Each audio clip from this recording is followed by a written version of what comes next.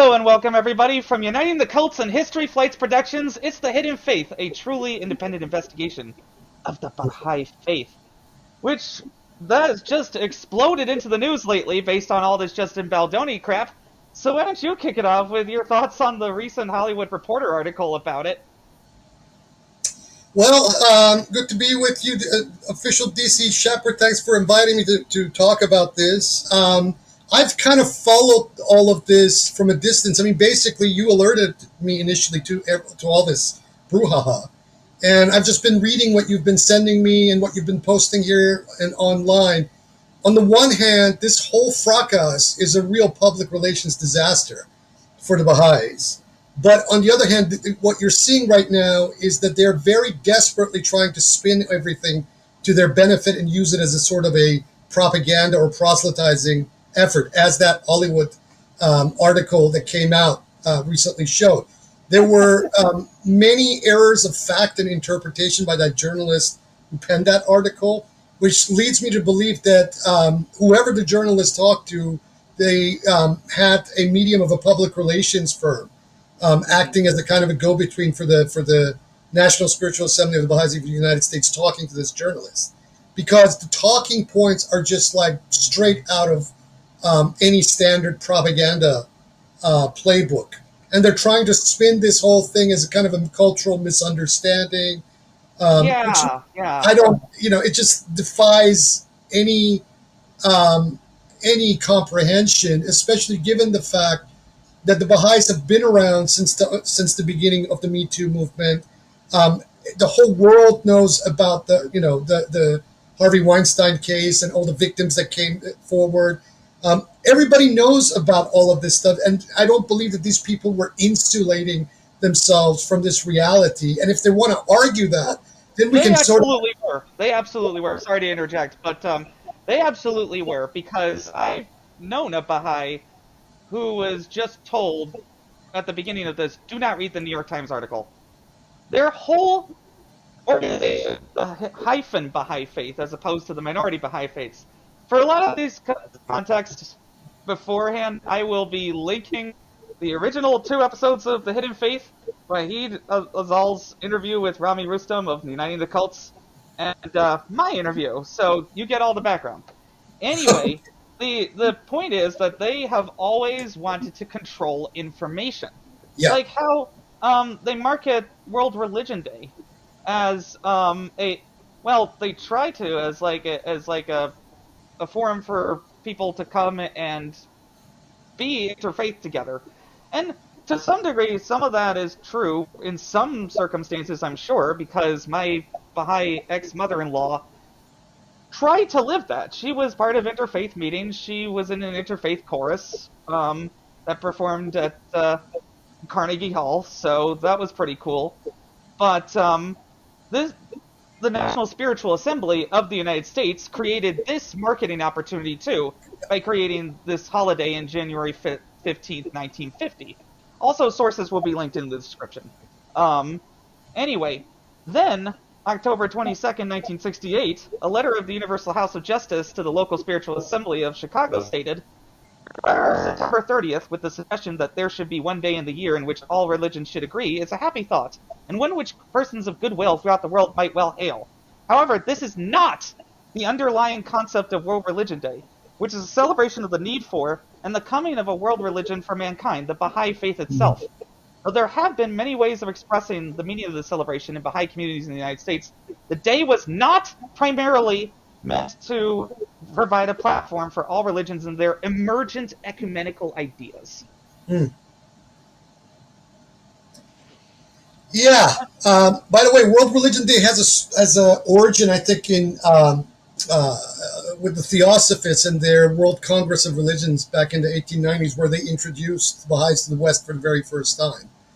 And that's a whole separate conversation. Yeah, didn't Abdul Baha extensively interact with Theosophists? Big time. They actually We can they look into hosted that it. later for another show. I'll make Yeah, a note yeah. of that. They hosted them all throughout their various lodges and churches and that sort of thing. Oh, them and the Unitarian Universalists. So there's a. Well, about that, Unitarian Universalists hosted Abdul Baha one time, and I'm just looking this up because I made a post about it like forever ago. Give me a second. Can always anyway. So it is it is very illustrative of the passive aggressive way in which Baha'is talk. That is very reminiscent of the way that they've talked in this article, which Mm. well, we'll get back to in a second. But like, um, this was from October 12th, 1912, where Abdul Baha asked Temple Emmanuel, why do you not say that Christ was the Word of God? Why do you not speak these few words that will do away with all this difficulty? Then there will be no hatred and fanaticism, no more warfare and bloodshed in the land of the promise. What? That's just typical of Baha'i condescension of like, oh, you didn't understand me. I just have higher standards. Like, I got freaking creeped out by the stuff specifically related to Jenny Slate because I love Jenny Slate ever since I saw her on Parks and Recreation. And I'm like, don't do my girl like this. Why? Um, I tell you this, with the Baha'is, in all of their iterations, this whole ecumenical thing is an excuse for them from, actually doing any real charity work in the world. mhm, This is one thing that the evangelical churches in America and elsewhere have up on the Baha'is, whereas these guys actually do charity work. They set up soup kitchens, they go out and help people, they do real world things, things that are needed. The Baha'is just say, we support the ecumenical movement. We have World Religion Day, and that's it, and we don't do anything else. well, they don't want to actually be ecumenical because that would involve Yeah, compromise. They do yeah, not want to compromise. They want yeah. to install a world government with the Universal House of Justice at the center. Now, I support a world government, but I'm going to be drawing up a model constitution for it, and it's very different than anything that people have been showing. I, But they do have I, Baha'i charitable organizations that do some things. They have like the Wayfarer Foundation, which has put up some videos of like a handful of river cleanup projects. Part of it is the resources just aren't there. But part of it is that they're so focused on acquiring and using people as resources that they burn people out. But I tried to get their side of the story, the Wayfarer Foundation, who still has Justin Baldoni on the board of directors. mm, Um, and this is a Baha'i-inspired organization, which is just their yeah, way of getting around any kind of weirdness that people may feel. I said, "Hello, my name is DC Shepard with the YouTube channel History Flights Productions that seeks to reveal more about Baha'i history. How does Wayfarer Foundation connect to Wayfarer Studios, given that its founder is on your board of directors, and why the name Wayfarer for both? I mean, I know why, but I wanted to get them to answer me. I'm trying to look at the exact Baha'i quote that inspired the names for both, but I can't find it. I think it's from the Seven Valleys. I don't really care anymore. But I can't find it, so appreciate your resistance and assistance in that regard. They gave me resistance by leaving me on red. So they mm. know about me. They know I'm a threat. Because I was a friend of the faith for years.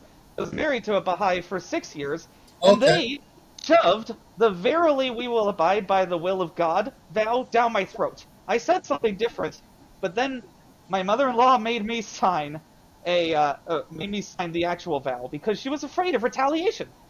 And because, well, later in the show we're gonna get to the interviews that I did with a couple of Baha'is, and they are scary, creepy. But back to Justin Baldoni for a minute. Um, the entire saga to me just proclaims how wealthy Baha'is are on average, and how much time they can spend on nothing and money. Mm, Because like, yeah. hasn't Steven Sarowitz spent $100 million on this? If you actually want to bring yourself closer to Baha'i world government, then convincing people with charity for $100 million might be better. Yeah. And a But percentage of Steven Sarowitz's money is going to go to the Hukukula after his death, isn't it? look, let me put it to you this way. Hyphen Baha'ism specifically, but you also get this with some of the other denominations, is Like very, Orthodox and Baha'is under the protection of the yeah, Covenant and other guardianists, anyway. it's a very upper middle class gig. This is the long and short of it. And you can argue this is not just the development that just happens to occur sometime in the future from its genesis. You look at who Baha'u'llah was. He was a Qajar era landed aristocrat who got kicked out of Iran, but nevertheless, his pedigree is as one of the elite members of the Iranian Qajar Society of the 19th century, right? Then you Wow. look at his Kitab Aqdas, his so-called most holy book, and he rants against, for example, charity and giving to the poor.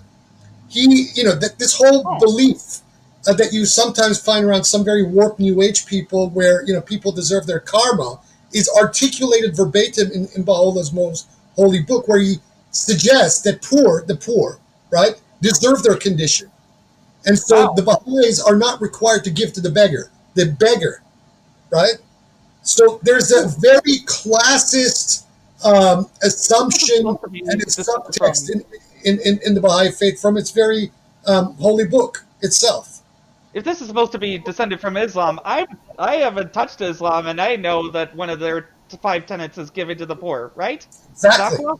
Yes, it is. Okay, Yeah, yeah. yeah. These are details, for example, that a lot of critics of the Baha'i faith don't really notice. Another one that I have is that, for example, Baha'u'llah's notion of private property that he articulates in the Kitab al-Aqdas is a classic Anglo-Saxon jurisprudential concept of private property that is very different from the same concept that we find, for example, in the Code Civil system of jurisprudence on the continent. They have a very different idea. Code Where Civil? the civil code, the French system. Oh, the Code Napoleon. Yeah, the Code Napoleon. Yeah, Oh, or the that's Code that's Civil. very interesting. Yeah, it's a very different talk idea. about it another time because I've Very been really looking different. into Napoleon lately. Yeah, Anyway. these are very different concepts of private property. Okay, on the level of jurisprudence, Baha'u'llah subscribes to the Anglo-Saxon one that is very prevalent in the United States, where private property is an entity, it's sacrosanct, and this is very different than the one that you have in the Bayan as well. For example, the Bayan has the notion of the sanctity of Bayan the is again for those who aren't familiar. it's the leading scripture of the Bayani religion, or Azali Babism, which I belong The to. precursor to Yeah. Zayli faith and Baha'i Yeah. faith, who split, Yeah. and then the Baha'is wiped Yeah. out the Wazalis for the most part, Yeah. because So- that's how religion works. Anyway, Yeah, it's just the Baha'i faith is basically a schism of the Bayan, or of Azali Babism. Mhm. So this is when you have these it very also then lies about not having schisms itself. It's just that they brutally suppress their critics and Yeah. silence them. yeah. So, So when you have these very marked differences in the notions of what property is, right? With the Baha'is leaning on this very elitist, middle class, Anglo-Saxon conception of private property, it is very natural that the creed that emerges from that is one that is going to go after the tangibles in the real world, where they see that real success, real attainment is creating these megalomaniacal pieces of architecture, whether on Mont Carmel or whether the elaborate temples. yeah. So there, in essence, what I'm saying is that the Baha'i conception of things is very similar to the Christian prosperity gospel that you have amongst a lot of evangelical Protestants. It's a very similar worldview, and so they gravitate towards the tangibles in the world, and they don't take care of the disadvantage of the world. A lot of yeah, Sorry to very interrupt. The similarities probably have something to do, in my opinion, with the millenarism that is common to both Baha'ism and Mormonism and Yeah. other such things that build elaborate temples from the 19th century. Because while we can't compare these two things directly because of the different contexts, like a 19th century revolution of thought in Persia versus the Great Burning In period of the 1830s in upstate New York, where everybody decided to name everything after Greek and Roman cities, so not a coincidence. But there's also just the one thing that's really always bothered me about the Kitabi Akdas is the burning of the thief on the forehead. Now they're saying like, oh, it'll be like a tag on your social media or something, because that's what the Baha'is do. They fudge things. And this campaign to bury Blake Lively is an attempt to call her a thief against their power, a woman who, yes, she has resources. Yes, she has a powerful husband who may have changed a few too many scenes and may have been a little bit outbursty. But like, compared to the sheer level of bullshit that happened to Blake and 3 other women, I mean, those documents aren't verified, but that's still, troubling. I would love to talk to Blake's lawyers right? Oh, yeah. Because I think they need to go into the courtroom, which is I guess the case starts this coming week, prepared. Really? Um, Wow. but I don't know who these lawyers are. Tried searching for some of them, and I couldn't find out the firm who their representation or because these guys need to be aware of landmines that this Baldoni crowd is going to throw in front of them Oh, during yeah. you know And again, part of because it is the whole, you don't understand our standards. We just really like mothers. that is this is see I think that article is indicative of the spin of the actual case that they're going to walk into court with against Blake. Yeah, because apparently they have time to go after little people, but not anyone who actually has any big transgressions that supposedly ruin the reputation of the Baha'i faith. They Yeah. talk about, when it comes to homosexual people, about, oh, don't do it so flagrantly that you'll ruin the reputation of the Baha'i faith. I don't think they understand that people don't really care anymore as much as they Now, used to. now listen to this. If Baldoni was not Baldoni, if he was just some struggling director, struggling actor with limited funds, self uh, you know self created this film and that sort of thing, the Baha'i administration, the Baha'i community would have dropped him like a hotcake. But because he's prominent and he has money and he has this Steve Starowitz behind him with his money, right? They will rally around the wagon and circle it. This Yeah, is it's what all it about was. protecting their sense of ivory towerness. About Yes, when it's marriage, it's the fortress of marriage that keeps other yes, people out. That's what my ex-wife used to abuse me. That's what they used to shut down Dialogue Magazine. That's what they yep. used to shut down Talisman. Basically, this is our Pod Save America Survivor crossover moment. For those who don't know what that is, they basically tried to have one of the Pod Save America co-hosts on Survivor. That's the danger, and this is where people like you have to be careful. Hmm. The mentality that is with the Baha'is is very much conducive to the Trump regime that is now in power. This emerging authoritarianism in America, they thrive in something like that. So, although obviously MAGA, as far as I'm aware, has never made any kind of a statement about the Baha'is. Yet No. I know for a fact that there are a lot of Iranian Baha'is, also some very conservative white American Baha'is that look on MAGA very, they consider themselves as MAGA Baha'is. I've run into these people online You don't occasionally here and necessarily there. you Yeah, don't necessarily have to be super tied to an authoritarian agenda to help it.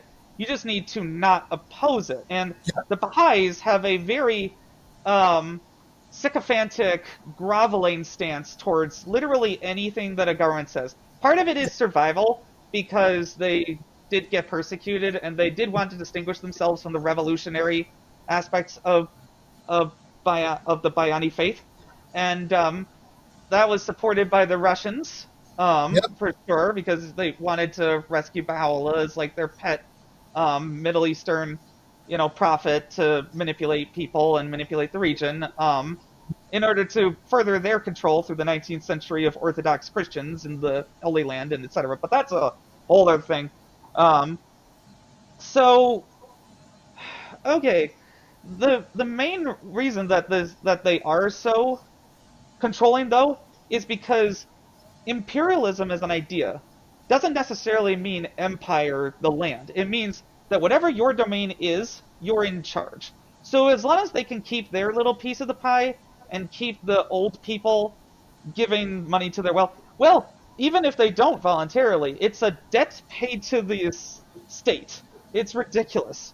Um, but this has come down on one to two on two Baha'is. The first Baha'i I talked to, his fiance was Hindu and was at first okay with it, since despite a creepy reliance on getting parents' phone numbers for consent. The parental consent rules are stupid. I'm sorry. Like they just are archaic, and parents can use them as a veto, even though the Universal House of Justice says they can't. I'm just glad that neither of our parents vetoed, but maybe they should have. I don't know. Anyway, they just decided to have a Hindu wedding. That would also be the civil ceremony, because that's how civil ceremonies work. You can have one ceremony be both. My ceremony was led by a secular humanist and was a humanistic ceremony, though my mother-in-law mixed up the programs, and Mm. nobody knew which one was the Baha'i and which one was the humanist, unless they knew us. Anyway, 3 months later, this person that I interviewed was summoned to a meeting with the LSA and was able to share his frank feelings in basically a customer satisfaction survey, to which this person said, just focus on your own faults to the LSA. 2 years later, the NSA came back to him and said that he should, quote, correct the situation. It's just one line. What does it matter? You know what I mean? Except that that one line violates your integrity and puts an authority above what you really believe. If he was a Hindu Baha'i and his fiance was also a Hindu, and she decided not to go into the Baha'i faith, and she shouldn't have to have anything Baha'i related in her wedding. Like, I don't understand this. I don't understand why they insist on this, or why they make it seem like such a simple thing that makes you look bad if you don't do it. That's what they do to critics, is they make them look bad preemptively.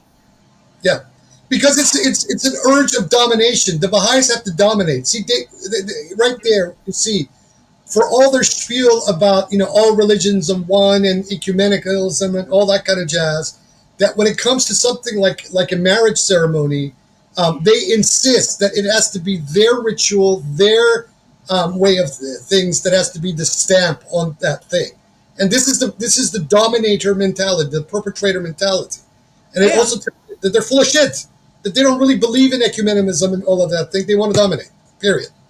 And the Baha'i has to promise that they will not raise the children in a religion other than Baha'ism. See?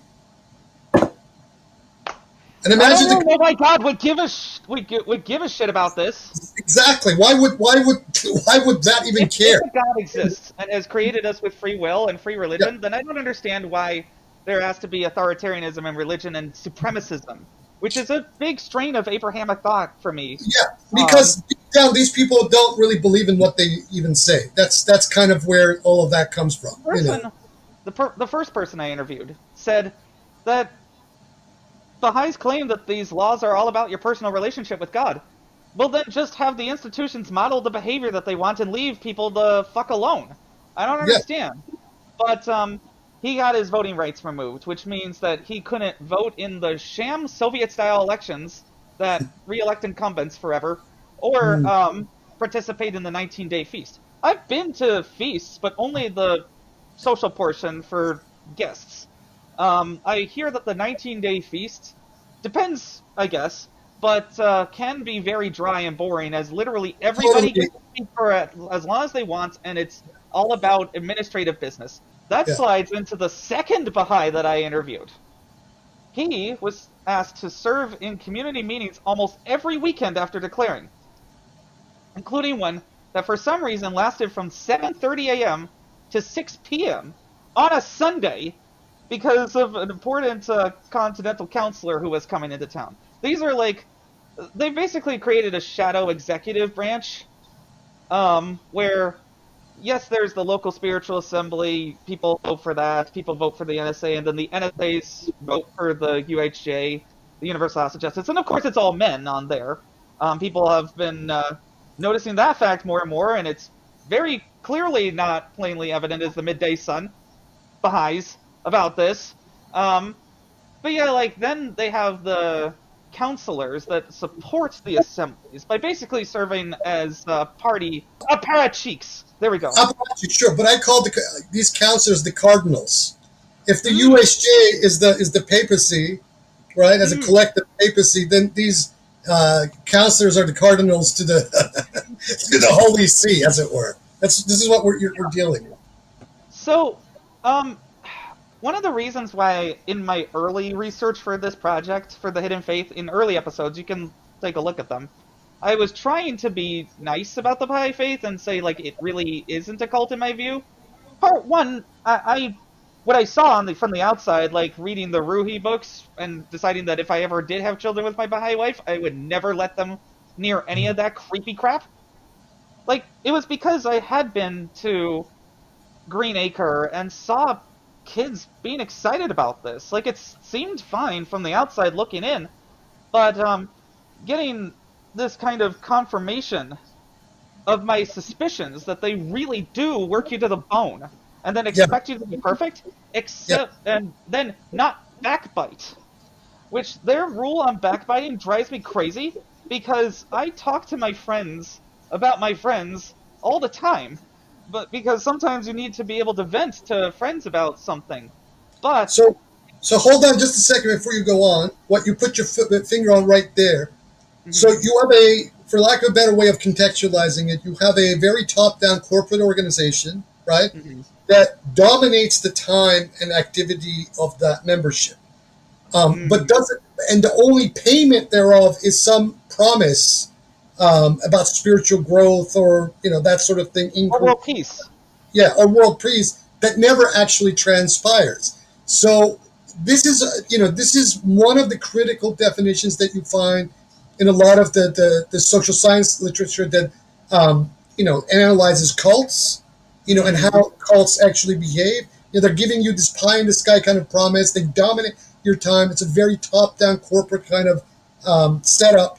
So right there, we are beginning to look into this organization and see what it is all about. Sure, from the outside, there's a lot of sugar coated and nice Mm. looking billboards and sunshine and roses and all the rest of that. Cute But girls.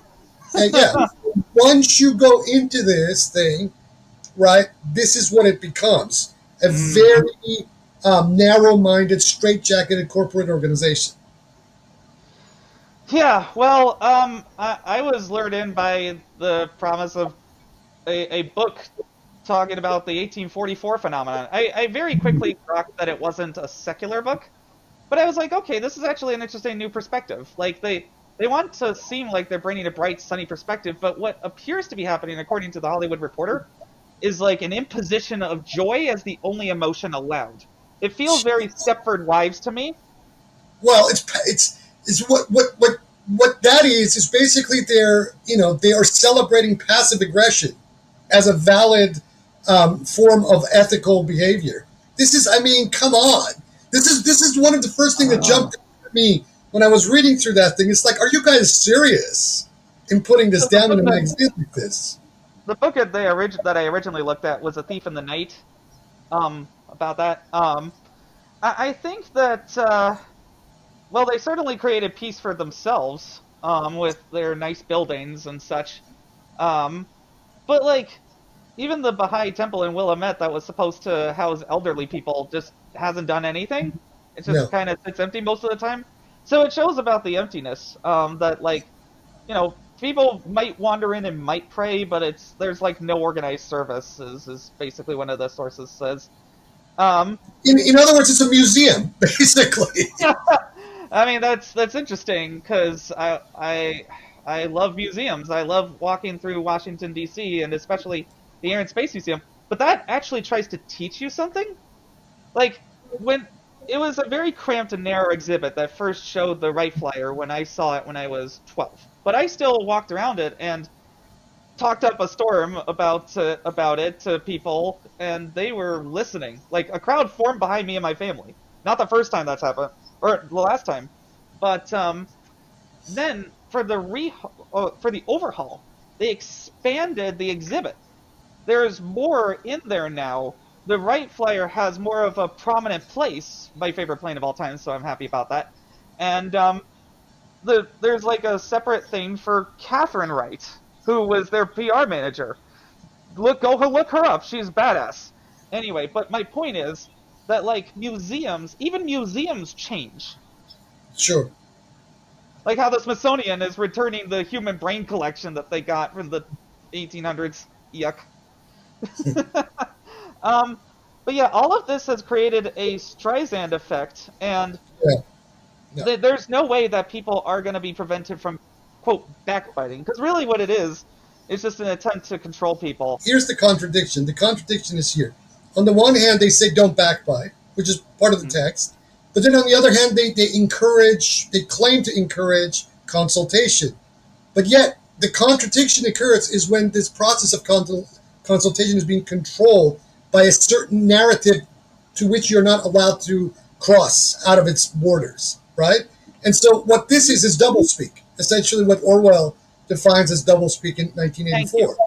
Yeah, I think it's a little bit more like Brave New World because of the emphasis on just like a suffusion of happiness throughout your entire life and not really acknowledging conflict or teaching you the skills to build conflict other than just being forbearing with everybody. When but it's not real forbearance. It's no, basic. It's gaslighting and passive aggression this would in the mask of it. Yeah. this would come out even in my discussions with my ex-wife. We would consult, but if she didn't get her way, she would get very upset with me. Mm. And somehow, anytime that I criticized her, I was the bad guy. But meanwhile, Baha'is get to do things like say that no one should ever trust atheists, which is like, what the heck? And saying things like lecturing down to an Alexandrian naturalist. This is from Promulgation of Universal Peace, by the way, page 80 to 82. But he's like, well, you're definitely better than a donkey, so I reject your argument. It's not, but the naturalist's argument was being misconstrued. Basically, it was like, well, the distinction that usually people give is a soul, but that's not measurable with science yet. Um, I do think eventually we'll solve a lot of mysteries, but not all of them, and that's why I'm an agnostic atheist. But when I talked to a Baha'i content creator, he said it was literally impossible for that to exist because atheists must know something if they want to believe. Well, more like it's a lack of belief for me. It's just nobody's been able to convince me. But notice, here's the problem, and you find this across the board in all denominations, of all creeds. Hmm. They are insisting that you subscribe to a set of axioms as your belief, right? There's no Yeah. demonstration of these axioms, and never mind that there's no question, it's not even posited as whether there's a realization of these axioms or not. You just have to subscribe in belief to these axioms and that, and leave it at that, and nothing can contradict these axioms, even if there's demonstration proving these axioms to be incorrect, right? This is the problem. So the Baha'is exist in that problematic terrain of what I define as the exoteric fallacy, right? Um, Ah, okay. right? This is the Well, can you problem. explain a little bit more what that means? That Esoteric fallacy? will need an entire hour to explain the Uh-oh. exoteric fallacy. I'll try to put in a basic definition for people in the description. The exoteric fallacy takes scripture and the postulates or axioms of scripture at face value, rather than looking at them as what, like for example, the Jungians would take as symbols and archetypes that are supposed to, explain a certain causality about the self, and its psychology and its own psychology in relation to the world out there. Things like Jung talked about the light and the shadow and the psyche and that sort of thing. Rather than Oh doing yeah, that, I like Jungian psychology. yeah, It's often explained my internal darkness very well. rather than taking scripture in that sense, they take it literally, They right? take it literally, and then they claim to decades-long definitions because the last guy who was supposed to interpret these things, Shoghi Effendi, who excommunicated his entire family, by the way, Yeah, um, basically said, "I am the truth, and no one shall yeah, come after me." yeah. Because he decided not to bother to fulfill Baha'i law by actually writing a will, and then died in London in 1957. Meanwhile, can I read a quote that's very Sure. illustrative, and then we can dissect it? This is back to the World Religion Day stuff. In 1983, January 1983, a Unitarian Universalist minister who went by the pseudonym Tom Hansen was not allowed to read the writings of Martin Luther King Jr. at a spiritual assembly in Wilmette, Illinois, and he said, "I wonder if in claiming the decisions of Baha'i leadership of decades ago, you realize that you are denigrating other faiths in holding a world religious day and then not permitting your guest faiths to designate their readings to be what they call holy scriptures rather than going by your outmoded past? You are denying our beliefs, heritage, and scriptures and saying, we Baha'is have decided what is scriptural for you. We deny you the right, in our setting, to call scripture what you say is holy. You cannot read what is a true representation of your thinking in our world religious day. You are limited to what we Baha'is or other authorities of the past century call Holy Scripture. If you don't agree that we are right about what is scriptural for you and read from from those books we limit to you to, then you are excluded from our service. Powerful stuff. And if you're seeing the parallels with Justin Baldoni, that's the entire point of this show. Yeah. Is to show you that this is going way deeper. It's not that they necessarily have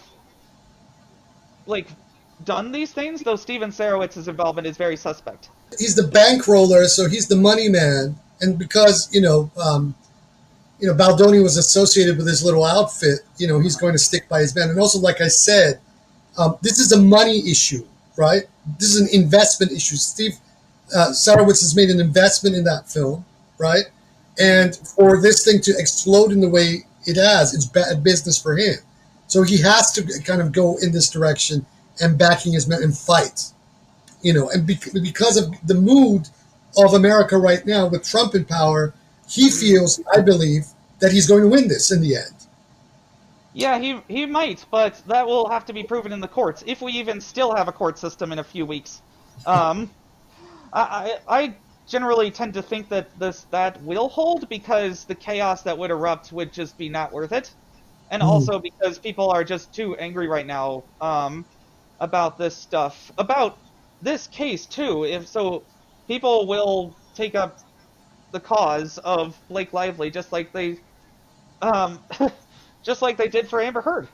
The Depth Delusion subreddit constantly has articles about Justin Baldoni because it's basically the same thing.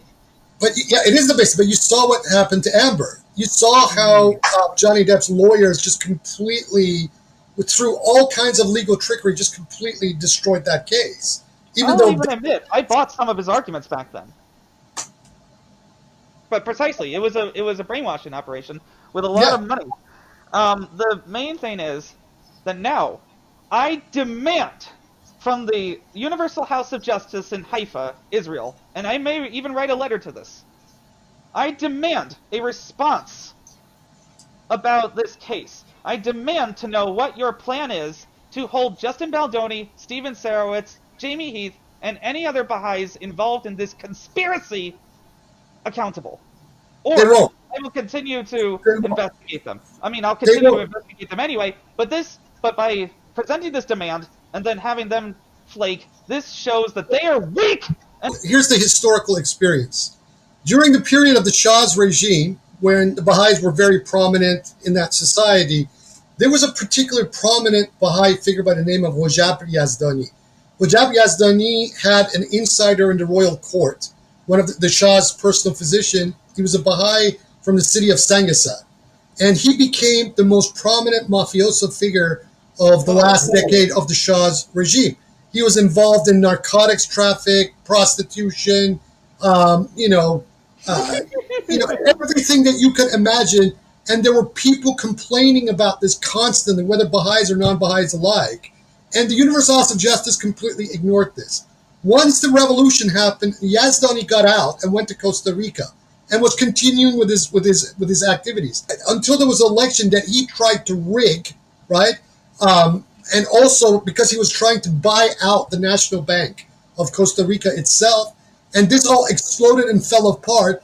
And as a consequence of the negative advertising, the Universal House of Justice took away Yazdani's voting rights because of the fact that he lost that gamble. So that is when they will act. That is the precedent. This is how these people do things. Yeah. I think I want to do an episode on this guy because he seems really interesting. We will continue to dig until there is justice, and then continue digging, because the whole point of History Flights Productions, the channel, is to expose power structures now in all sorts of arenas. Like my show, Sunny Redemption Sailing, constantly criticizing the massive layoffs in the gaming industry. Flight Sim History, attempting to show history through overviews of a digital twin of our Earth without any borders. And then now the Hidden Faith, truly attempting to independently investigate the faith, instead of just being like, oh, well, you tried and left. That's too bad. You were independently investigating truth. Have a nice day.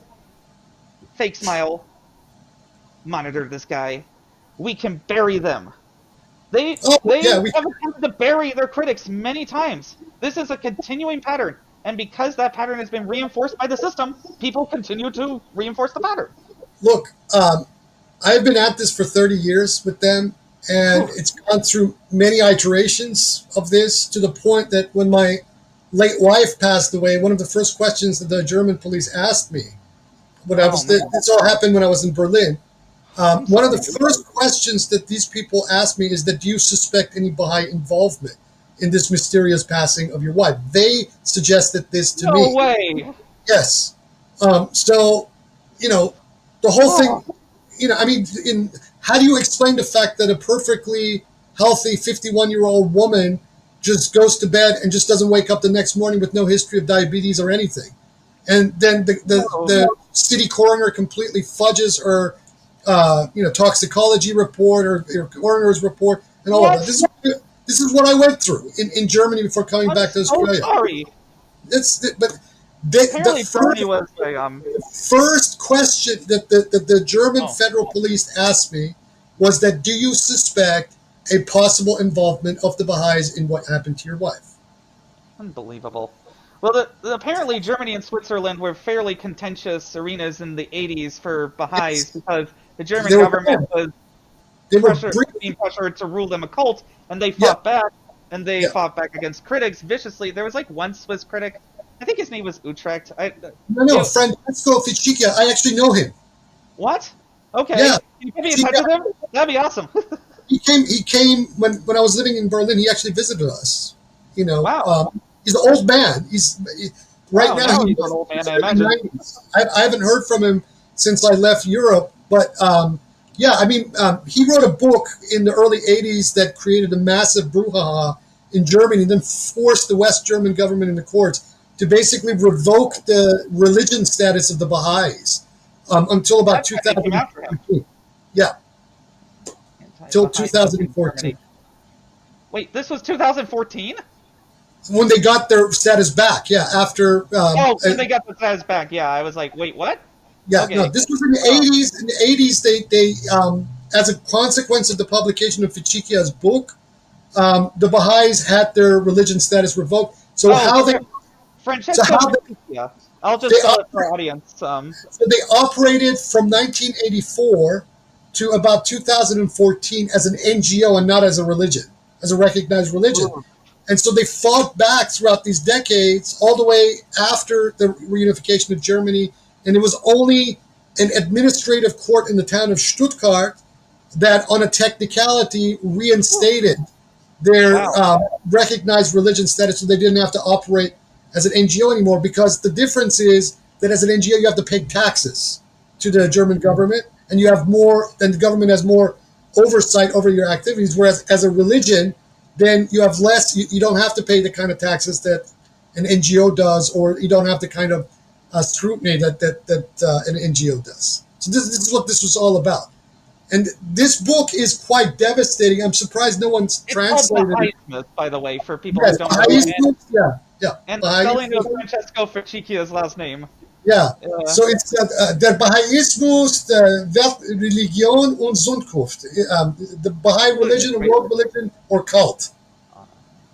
And Ficicchia had been a member of the Baha'i faith. He had converted in the 60s, and then pretty quickly and he had traveled, teached, and gone to South America and elsewhere. And then he started to see the wow. realities of the Baha'is, really immersed himself in its literature and translation, and just realized that this thing is a real dangerous cult.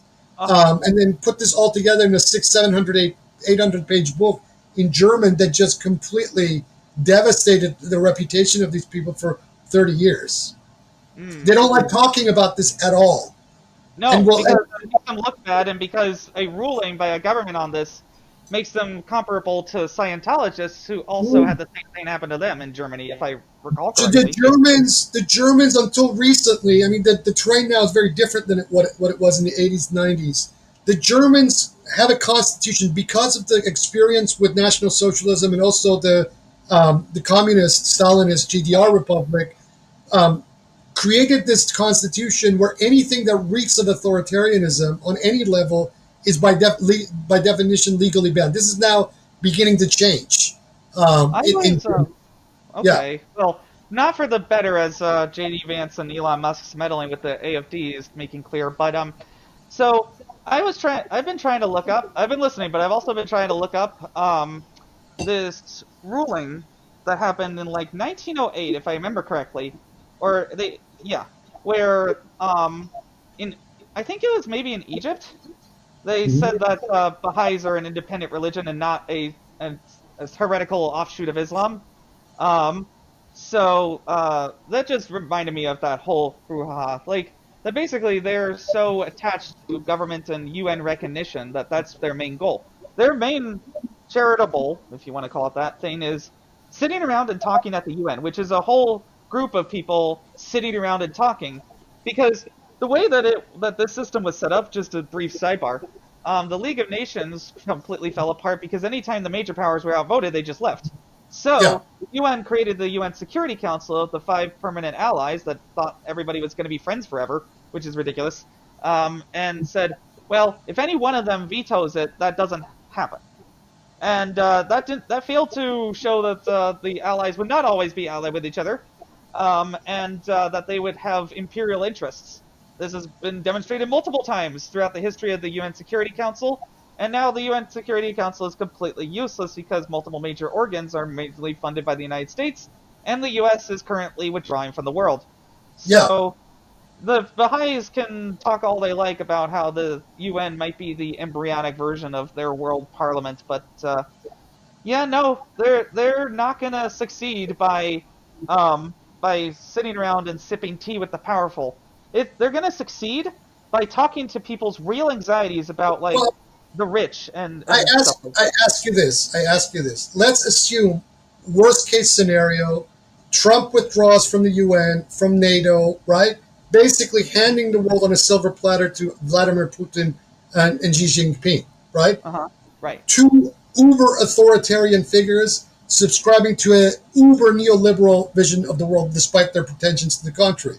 The Russians are pushing Orthodox Christianity as their state ideology now, while the Chinese are pushing Maoist, or at least they claim a Maoist Marxist Leninism with a kind of a Confucian afterthought. In what world do these Baha'is think they're going to thrive in a world that is dominated by these two?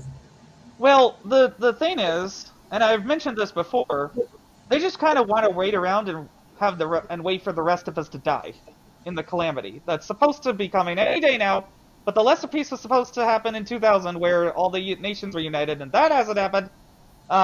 All the happy talk in the world about how Justin was such a male feminist and we had to stop toxic masculinity was talking the talk but not walking the walk. And you now see, all of you, the mainstream public, now sees what a cadre of liars these are. Here's the question, and that article is kind of the giveaway, right? When it's trying to argue cultural misunderstanding, what feminists, right, gives themselves the allowance to violate the boundaries of a woman? This is the problem, right? Seriously. You can argue I'm a feminist, I love women, blah blah blah blah blah. But on the issue of praxis, when you're violating people's personal boundaries, that proves that you don't believe in any of this stuff.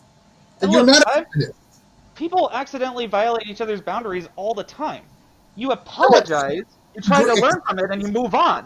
The thing Exactly. is that Justin Baldoni is so convinced of his own greatness after, a lifetime of porn addiction or whatever, that and of toxic masculinity, that he's decided that he's above the law. That masculinity in general, has decided that it's above any restraint. Because This would years have. of attempting to put in new accountability systems was Can too you much imagine? Can for you them. imagine if Baldoni had said, when this all came out, "I apologize. I made a mistake. I want to make amends. I am sorry, Blake." How would Well, this have turned out in the media? he tried in his own way with that creepy voicemail, where it was Hmm. like, but the thing is that I have become a sort of expert in apologizing because I apologize for nearly everything when I'm autistic and make mistakes, because people assume that I always make them, and sometimes I don't. Sometimes it isn't my fault, but sometimes it really is. And the main thing is that you don't want to justify first. You want to be like, okay, look, no excuses. I fucked up. I'm really sorry. Then, after the other person accepts that you're actually trying to change, then maybe you talk to each other. A lot of the reason why he was like so blindsided, I guess he felt, was because they had fun talks in her van or whatever. So maybe he thought that certain boundaries were more fluid than they were. But this is why you talk about these things. This is why you have intimacy coordinators. This is why you typically don't have your director as your main actor as well, because then the lines get crossed. I mean, I've done enough summer acting camps to know that I'm not the greatest actor, because literally just talking on camera right now is an act. It's called miming. Look it up for autistic people. But, like, the sets that I was on for, a teenager, like, nothing bad happened. It's not hard to have a production that goes well. It can be hard to actually coordinate that production, as you and I have learned based on your time zone differences and the fact that we were trying to include a third person at first. But maybe we'll figure that out eventually. Right now, I really like our banter. I want to have you on for different ideas, but I'll tell you that after the show. Anyhow, so tell me more as well about these Baha'i murders of the Azalis. It's a big topic. Basically, brief overview. I'll look into it later. Let's give it the historical context. In 1852, after a failed assassination attempt on Nasruddin Shah, the executioner of the Bab, the Bayanis, or the Azali Babis, were basically expelled out of Iran, right? Or actually, they left on their own accord because the state unleashed a pogrom against them. So Sopa Azal, who was the Bab's designated successor, the younger brother of Baha'u'llah, left and went to Baghdad. And then Baha'u'llah, who was apparently involved in this failed assassination of him, the Baha'is deny it, but our evidence shows that he was, deep involved in. I'm linking that in the description. Yeah, that was all part. He was actually, our sources say that he was the mastermind of the whole thing that went bad. But anyway, once they were expelled to Baghdad, and once Baha'u'llah himself came to Baghdad, there was a period of about 10 years or 11 years where Sopa Azal, the Bab's designated successor, was the supreme authority of the Babi community. But at the same time, Baha'u'llah several times attempted unsuccessfully to undermine this authority, which led in 1854 to him being basically run out of Baghdad by Sopa Azal's partisans, or what we call the witnesses of the Bayan. And he spent these 2 years in the mountains of Iraqi Kurdistan in Suleymania. Once he comes back to Baghdad in 1856, there's a claimant to the supreme authority, a rival of Sopa Azal, in this gentleman by the name of Mirza Asadullah Dayan Khouei. And the reason why Baha'u'llah came back from Kurdistan back to Baghdad was to confront this guy. And our sources say that it was Baha'u'llah himself who murdered Mirza Asadullah Khouei, Dayan, right? For a very simple reason, because if Khouei, who was a very prominent Babi at the time of the Bab, was allowed to stand in his disputation with Sopa Azal, then this would have basically canceled any attempt on the part of Baha'u'llah himself to put forth a claim at a later time. So Baha'u'llah has this individual murdered, right? And we even have the name of Baha'u'llah's servant who did the deed, a man by the name of Muhammad Mazandarani. He was a servant of Baha'u'llah, and on Baha'u'llah's order, he murdered Dayan. So that is direct hit, or just a hit for hire. Yeah, hit for hire. So Baghdad slice.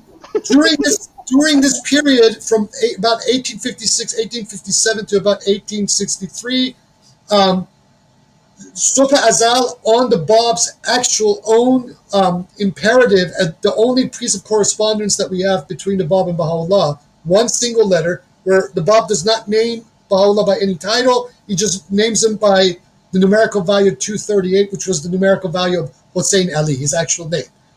He tells him to take care of Sofa. Sofa Azal retreats from everything. He kind of lives a solitary life as a recluse and puts the actual operation of the Babi community in Baghdad in the hand of Baha'u'llah as the administrator. Wow. And in this process, Baha'u'llah creates basically a mafia organization in Baghdad and in Karbala, where they were the Baha'is or the proto-Baha'is under Baha'u'llah's leadership were essentially acting in the capacity of thieves, looters, and profiteers. This is documented, by the way, to the point that it is because of this kind of behavior that the Ottomans then decided that these guys are a problem, because there was a lot of complaints coming from the Iranians of these guys being too close to the Iranian border, so they expel them based on the realities that Baha'u'llah had created in Baghdad. They expelled them first to Istanbul in 1863, Well, and then at the time. and then yeah, and then to Aderne on the Black Sea, or Adrianople on the Black Sea. Around 1866, Baha'u'llah basically now feels very secure, and so outright makes a proclamation to being, he whom God shall make manifest, which is a central figure of the Babi doctrine about a future Messiah after the Bab himself. It's a big, long topic, lots of byways, that sort of thing. But anyway, basically, that was supposed to happen like 1,000 years later, and then 20 years later somehow. Yeah, 19. So 19, with this claim, he basically officially now displaces Sofa Azal, but Sofa Azal's partisans raise a ruckus, and so Baha'u'llah has these people killed. First, those of them that were in Aderne with Sofa Azal, and then two brothers who were in Baghdad, two of the witnesses of Sofa Azal in Baghdad, Siraj and Qahir, who penned refutations against the claims of Baha'u'llah. So he sent his agents in Baghdad to murder them. And then later, as these two parties are separated by the Ottomans, where Sofa Azal and his family are sent to Cyprus and Baha'u'llah to Palestine, several of the partisans of Sofa Azal that had been forced to go with Baha'u'llah to Palestine are murdered on the way. And the then Baha'is claim that the exile to Palestine means Baha'u'llah fulfilled the prophecy, but that just seems like more gaslighting. However, I'm not well versed enough in that sort of thing. It's gaslighting. The reason why he was exiled to Palestine, and especially to Acre at the time, because that was a prison city during the time of the Ottomans, was because the Ottomans realized that this guy was dangerous. They had dealt with him in Iraq, in Karbala and Baghdad, where he had created a mafia. Then they dealt with him in Istanbul and Edirne, where he had basically been up to the same sorts of things. So they decided that if we exile him to this prison city, first of all, we can have a closer watch on him, and also that place is so poor that it doesn't really matter what these people do, right? So that was the reason. Whereas they sent Sofa Azal to Cyprus, completely removed. It's an island, that sort of thing. Right. Yeah. So the Baha'is basically murdered all the dissenters, the major, and two of the people that they killed in the late 1860s, 1870s were actual letters of the living. The first two. Right. I was about to ask what number letter of the living was he, and what was the institution of letters of the living? The letters of the living were the first 18 individuals who believed in the Bab's cause in 1844 when he first proclaimed it. Yeah, so these were the earliest of the believers in the Bab's message, and most of them had been killed by that time, especially in the various uprisings that happened in Iran in the late 1840s and 1850s. But two of them, at least, were living during the time of Sofa Azal and Baha'u'llah, and both of them were partisans of Sofa Azal, and both of them were murdered by the Baha'is. What about Tahiri? I forget where she was in that whole thing. She was imprisoned as of 1848, and so she spent the last 4 years of her life under custody in Tehran. That's fantastic. In what, the Black Pit? Yeah. A prison? Okay, yeah, that's a really infamous prison in Tehran. But also, she was, for those who don't know, she was... But that is... The Black Pit applies to Baha'u'llah. Tahir was actually, Khuratul Ain was actually held in the house of the sheriff or mayor of Tehran, the Kalantan. Okay, so she was imprisoned in the... So kind of just house arrest? What's that? So kind of just house arrest? This was house arrest, or yeah, house arrest for 4 years though. So, yeah, that's a really long time to be house arrested. But for those who also don't know, she was at the Conference of Bardasht, which was a Yes. conference of all the letters of the living at the time in 1848. Because of the fact that this coincidentally happened around the same time as the Seneca Falls Convention, Baha'is somehow take credit for that. They do this a lot, where everything good somehow reinforces their religion, and then everything bad is somebody else's problem.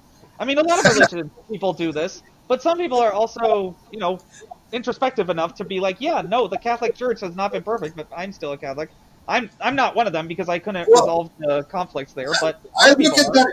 I look at that period from a different lens. 1848 is also the period. 1848 is also the same period when Karl Marx and Frederick Engels wrote the Communist Yeah, Manifesto, true. and the revolutions in Europe were going on in that time, right? That's true. As well as Stop the movements. Yeah, um, yeah, basically the destruction of the Congress of Vienna order that yeah, had been put in place after Napoleon to try and yeah, preserve a careful balance of power to have Europe be in stasis forever in favor of yeah, monarchs.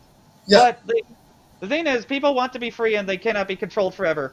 So what this show is attempting to do is bring light to the authoritarian structure of hyphen Baha'ism and the Universal House of Justice, and to disprove any claims that they may have to being the only legitimate Baha'i organization. Because I think I'm gonna get on one of the free Baha'is who runs the magazine that they do. That's free for everybody to view, where they criticize the administration for like not supporting the 100 people that are in Thailand or something like that, or other such things, and to say, look, these people have been silenced for decades. Whatever the merits of their actual claims, it doesn't matter because I'm not looking to believe in God or anything. It's more just like, we have a common enemy in this fight yeah, for the truth, and that is, well, we're now in a multi-front coalition against this, yeah. of Blake Lively fans slash feminist, just everyday feminists, and Against allies, fascists, basically. against Baldoni. It, Yeah, it's basically, in my opinion, it's a larger anti-fascist alliance emerging because, and the Trump regime is actually one of the central faces of that. This is a war, and people need to be, revolution. yeah, it's revolution, Revolution exactly. may not be televised, but I will televise part of it on here. Yes. So this is what we're doing, and the Baha'is are obviously on the side of this regime, of this Trump regime. And speaking of authoritarian maneuvers, I forgot to mention that the Second Baha'i also claimed that they were repeatedly pressured to lie to black residents of a major American city about the purpose of their children's virtue classes. And there's an Yeah. article that I'll include in the source list, or, well, a post on Reddit. A lot of this is on Reddit because of the decentralized nature of this platform, making it nearly impossible for any one authority to stamp it out. Unless Reddit gets co-opted, but who knows? They are a they are a public company now.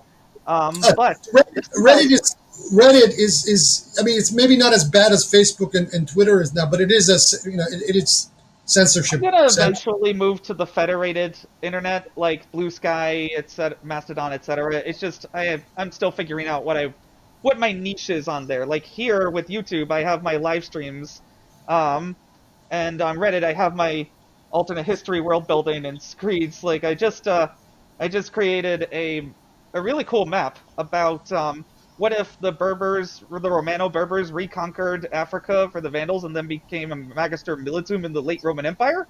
Mm. So that's a whole other interesting thing, but I'm not going to get too much into that because this subreddit post was about Baha'i children's classes and colonialism in Australia. I'll read from it now. I was previously in a relationship with a Baha'i woman who had put a significant amount of pressure on me to spread the teachings of the Baha'i faith despite the fact that I am an atheist. I'm from Perth, Australia, and the way the community recruits children to attend children's classes is to door knock in lower social economic areas, offering to take their children out to attend classes. This mission always had a big emphasis on bringing in indigenous Australian children. So this is a Mm. common imperialist tactic that the Baha'is use to subjugate natives. When Abdul Baha talks about Native Americans, he talks about them in a Jesus. very condescending way. Like their great spirit must mean the same thing as ours, so we should Well, have just them just unchain just like us. just like what I said about the Kitab al-Abbas earlier, Mm. Abdu'l-Baha's attitude towards Native Americans and indigenous people is a you deserve to be colonized kind of mentality. This is your karma, right? So he says in one of these Paris talks, there's a quote of it, I have it, I can No, give it some famous mystical prophet that yeah, doesn't exist. the Native Americans should thank Columbus about discovering their continent. So, in Wait, essence, really? yeah, he says this that the Native Americans should thank Columbus for What the is this discovery. document? Please tell people. I have a whole blog full of all of these racist quotes of Abdu'l Baha. Okay, You know, yeah. I'm so, linking that one too. and they can't, the Baha'is can't run away from saying, oh, this is just Paris, like someone incorrectly transcribed it, because it actually, the original Persian exists in Abdu'l Baha's collective letters. So he actually said this, that the Native Americans should thank Columbus. So in other words, the Baha'is believe in the doctrine of discovery, this doctrine of discovery of the Catholic Church that was responsible for the Holocaust and ethnic genocide of the Native Americans and the slavery on top that helped then build that whole continent. They actually subscribe to this doctrine. It's also plausibly one of the reasons that they love monarchy so much. Or at least the noble qualities of monarchy, if you try to criticize them a bit. Like how they keep gaslighting people that Queen Maria of Romania converted and was the first monarch to do so. But No, she didn't. she just received one guy once. Yeah. That's it. Yeah. But yeah, the response to the children's classes article or post about Australia, it demonstrates one of the tactics of the Baha'is as well, of Justin Baldoni as well. I'm sorry to hear that you feel that you were put pressure on sick yourself to spread the teachings of the Baha'i faith, as this is not as also sick, not something we are taught or encouraged. In fact, proselytization is prohibited. They call it teaching. Yeah, it's just doublespeak. They don't like the word proselytization, but they use the word teaching. Let me see if I can find this blog for you and just put it in for. Yeah, here we are. Put it on screen, maybe. Let me just. Here we are. The blog. I The want race. to do that at some point with certain things, but I don't know how that works. Let me put, Present button. I see. Yep. Okay. Here you go. So here's the thing. I see it in the chat now. There we go. Here's one on Africa. He says this is from. So many things about Africa. Oh my God. Anyway, the inhabitants of a country like Africa are all as wandering savages and wild animals. They lack intelligence and knowledge. All are uncivilized. Not one civilized and a wise man is not to be found among them. These are the proofs of the wise men. The prophets also acknowledge this opinion. Blah, blah, blah, blah, blah. I mean, it goes on and on and on. Maybe also talk about cannibalism in the Sudan. That's one of the things that that bother me too. Was like, oh, these people are barely above animals, you know. I really do see now the parallels you pointed out about imperialism. This is from Abdu'l Baha, Promulgation of Universal Peace, page 311. I even got the link for it. He says, before the coming of Columbus, America itself was a wild, uncultivated expanse of primeval forests, mountains, and rivers. Yeah, I saw that one. Oh my God. A very world of nature. Now it has become the world of man. It was a dark, forbidding, and savage place. Now it has become illumined with a great civilization and prosperity. Instead of forests, behold the productive farms, beautiful gardens, and prolific orchards. Instead of thorns and useless vegetation, we found flowers, domestic animals, and fields awaiting harvest. If the world of nature were perfect, the condition of this great country would have been left unchanged. If a child is left in its natural state and deprived of education, there is no doubt that he will grow up in ignorance and illiteracy, its mental faculties dulled and dim. In fact, it will become like an animal. This is evident among the savages of Central Africa, who are scarcely higher than the beast in mental development. The conclusion is irresistible that the splendors of the Son of Truth, the Word of God, have been the source and cause of human upbuilding, and the world of nature is the kingdom of the animal. This is outright colonialist, racist, shite, squared. I mean, this is basically justifying the destruction of an entire civilization, an indigenous civilization, Gosh. on the one hand, then it's instancing the savages of Africa, trying to implicitly argue that these African slaves that were brought by force from Africa to America, actually, that was a good thing for them because then they were civilized in this whole civilizing process of colonization of America. This is just like, I mean, these quotes alone prove that everything that these people claim that they believe in the oneness of humanity and all races are one and blah blah blah. This is all banter. It's just a shtick. It's either that or some Baha'is may believe that those things, but not understand the hypocrisy because the information has been buried. Also, I would love for Abdul Baha to say even 1% of that to my girlfriend from Swaziland's face. She would eat him alive. She is so smart. And her son just turned 9. I love them both so much. And I don't have a dominionist idea about it because I just believe in secular humanism, that this is the one life we get and we have to try the best we can. That's it.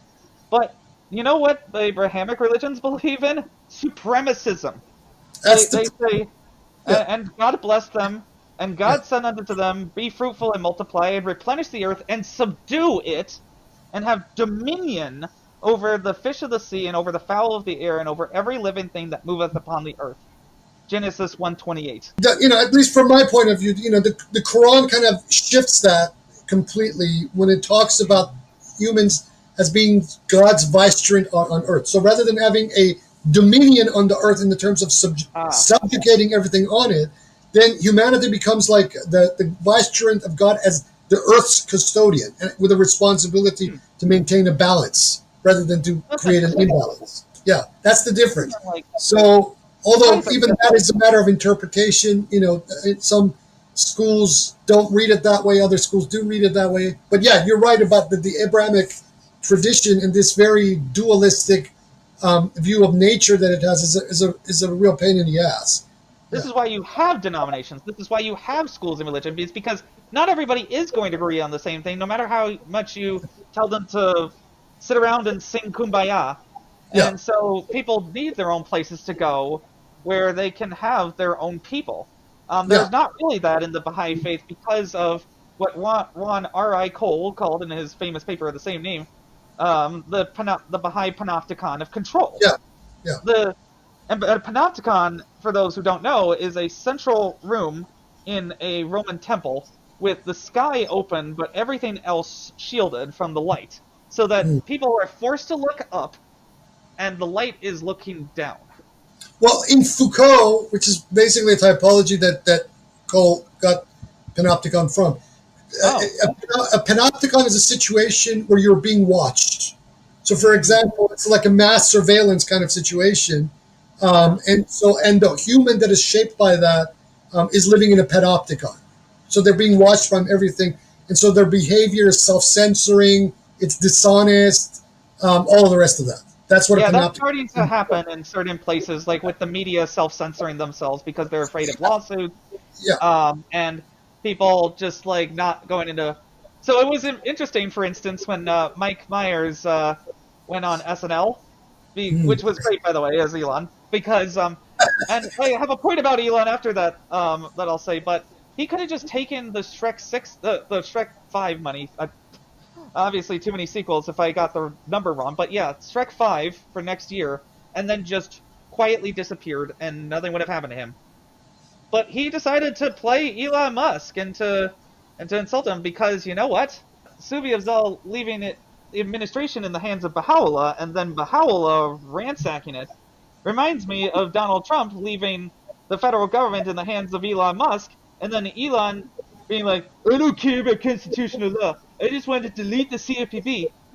Like, the agency that has returned $21 billion to consumers over the past 12 years, if they actually thought that they were going to try and help their working class voters, then they would have kept the CFPB.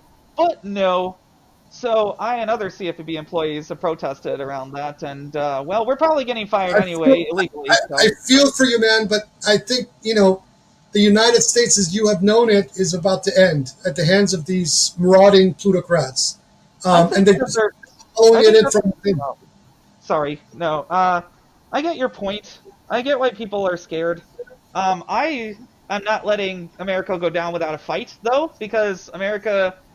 Well, I guess America is about the closest as I've had to a religion because I knew all the presidents from when I was 5. I knew all the history around that. I was like, wow, it's so cool being the president and predicting presidential elections, and the Constitution's really nice. I went to see the White House when I was 9, and it was great. I just thought presidents were cool, and I wanted to make a difference. So I volunteered on campaigns, and I went into the government for a decade. Because even though I didn't agree with every action of the government, I they were intending to be a model employer when it came to non-discrimination, for instance. So I participated in legally allowed employee resource group activities and apparently have been punished for it. I was able to express myself as a transgender person. The one place where I felt completely safe was the office, and they're taking that away. You got to stick together with other people like yourself, and people, and create these networks of solidarity everywhere. And I'm telling this to everybody stateside. Now's the time to get off the pedestals and all that stuff and create genuine networks of solidarity, because these motherfuckers are fascists. They're going to come for you, and and they will pick you off if you're all alone. But if you have networks of comrades who have your back and you have their back, they're going to think twice about that. Oh, absolutely. They cannot arrest us all and all that. People want some big flashy display right now, but I think that we'll have a protest summer because that these things are seasonal. It's cold. People want to see their families. My sister's birthday is next week, so I'm happy about that. People will want to take a break from the front lines. I'm on Mm. the front lines of the information war as opposed to out and protesting, though most of the time I probably will try to, at least. I've networked with other federal employees. If we network with Blake Lively fans, with ex-Baha'is, with minority Baha'is, they cannot stop us. Justin Baldoni cannot stop us. The Universal House of Justice cannot bury the truth. They cannot have their happy talk lie to people for another century. Mm. Um, this cannot continue for very long, and it will not. I think that's a God, good place to wrap. well, I mean, I know you do. I know you don't believe in a God, but that's from my point of view. God willing, inshallah, that will be the case. Just like Uh, I mean, luck be with I'm you, with you. basically. That's how I In take it. this.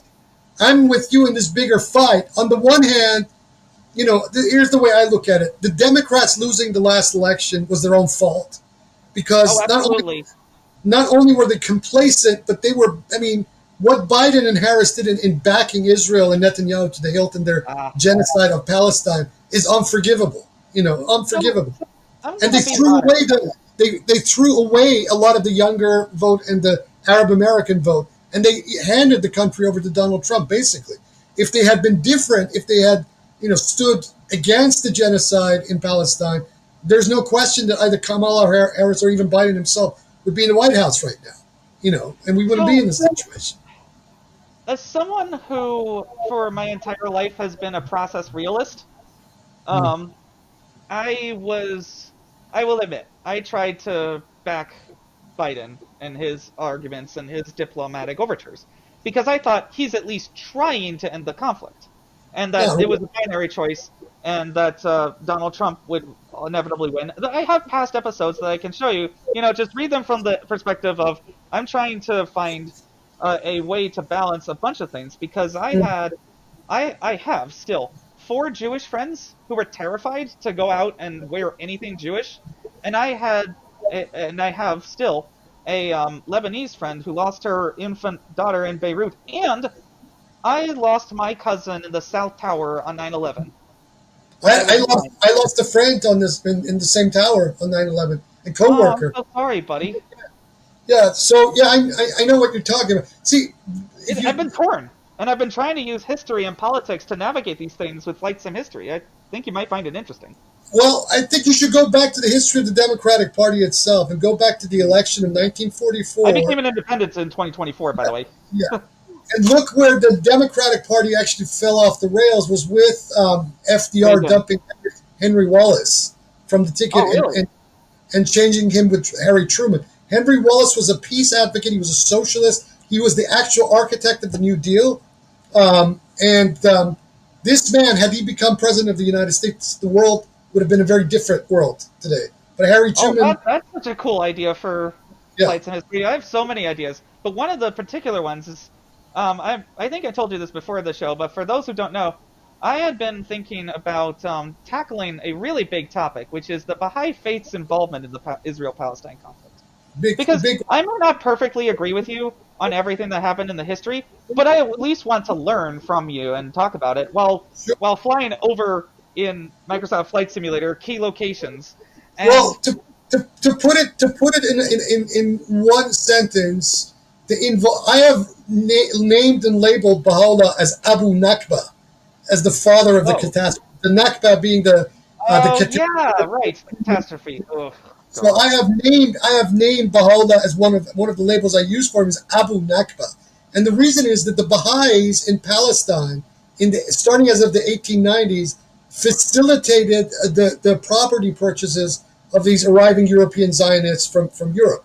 Baha'u'llah, during the last 2 years of his life, had an active communication with Baron Nathan de Rothschild in Britain at the time, and this relationship was established. And so in 1897, when you had the First World Zionist Congress, one of the first statements that comes out of Abdul Baha's pen is praising, the Jews and they're coming back to the land of Ooh. Palestine and yada, Yeah, yada, I've yada, seen yada. some of those. Yeah. We'll So, definitely explore that deeper in another episode, but before that, I think we had to have a different episode to set up. Basically, I believe that there's two eras for Palestine: pre and post Islamic, yeah. at least like. And so, what I will do is bring my Byzantine history nerd status to your Islamic historian status, and your experience in that, and we can try and see like, well, how did this fundamentally change Palestine and the religious dynamics forever? Like with the First Crusade and everything, um, that was an attempt to restore the Byzantine Empire's claim over the Holy Land, but that ended up benefiting the selfish Yeah, the Crusaders Catholic Church, yeah. And the church, and the Western Church went all out for broke against the Orthodox because they Church. wanted to reincorporate the Orthodox Church from a position of weakness. I believe even Alexios Komnenos Yeah. offered that in order to get some help, but then went back on it. I'd have to look it up more. But yeah, I could talk about things with you for 4 hours, but we should probably wrap it here. Thank Yeah, you for sure. joining us for The Hidden Thank Faith, you. Episode 3, The Universal House of Justin Baldoni Faced Lies. And I will reiterate my demand to the Universal House of Justice to hold Justin Baldoni, Stephen Sarowitz, Jamie Heath, and any other Baha'is involved in this conspiracy to silence Blake Lively accountable. Obviously, they will not respond to that because they are feckless, spineless cowards who hide behind the internet and attack their critics that way. And we are exposing the truth. Y'all have a good one.